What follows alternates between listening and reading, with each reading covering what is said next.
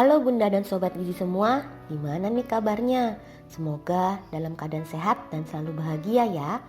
Jumpa lagi dengan saya Anissa dalam acara Bergizi, bincang seru seputar gizi. Pada kesempatan kali ini kita akan membahas mengenai mengurangi food waste dimulai dari rumah. Mungkin beberapa Sobat Gizi dan Bunda di sini sudah nggak asing lagi ya dengan istilah food waste. Namun apa sih sebenarnya food waste ini? Langsung aja yuk kita bahas lebih lanjut.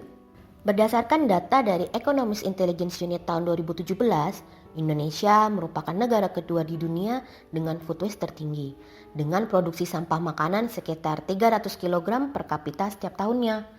Namun di sisi lain, berdasarkan data Global Hunger Index tahun 2021, masih ada masyarakat Indonesia yang mengalami kelaparan dan membuat Indonesia berada pada urutan ke-73 dari 116 negara dan membuat Indonesia masuk ke dalam 3 negara dengan indeks kelaparan tertinggi di Asia Tenggara.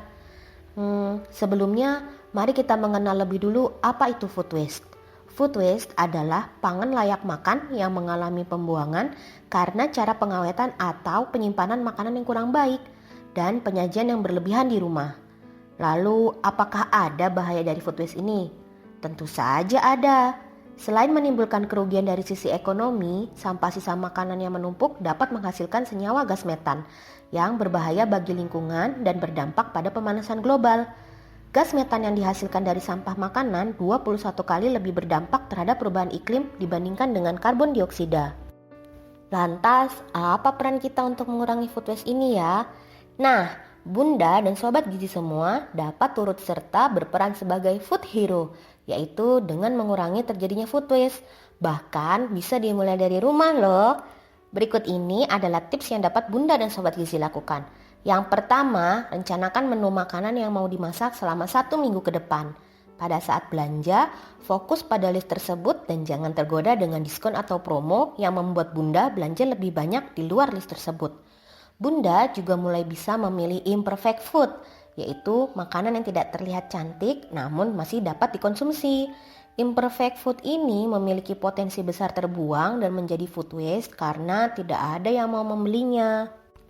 Yang kedua, perhatikan tanggal kadaluarsa dari produk yang kita beli.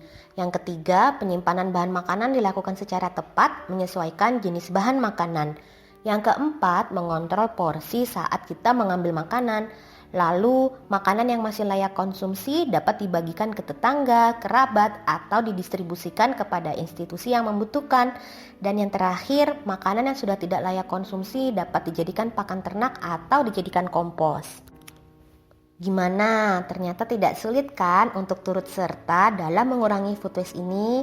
Semoga materi kita hari ini dapat membuat Sobat Gizi dan Bunda semua lebih berhati-hati dalam membeli dan membuang makanan ya. Karena ternyata bisa berdampak terhadap keselamatan bumi kita loh. Selain itu, ketika kita membuang makanan yang masih bisa dikonsumsi, ternyata masih banyak loh orang-orang yang kesulitan untuk mendapatkan makanan. Jadi, bijaklah dalam membeli makanan, tepat dalam menyimpan dan mengolah makanan, serta kontrol porsi yang akan kita ambil pada saat makan.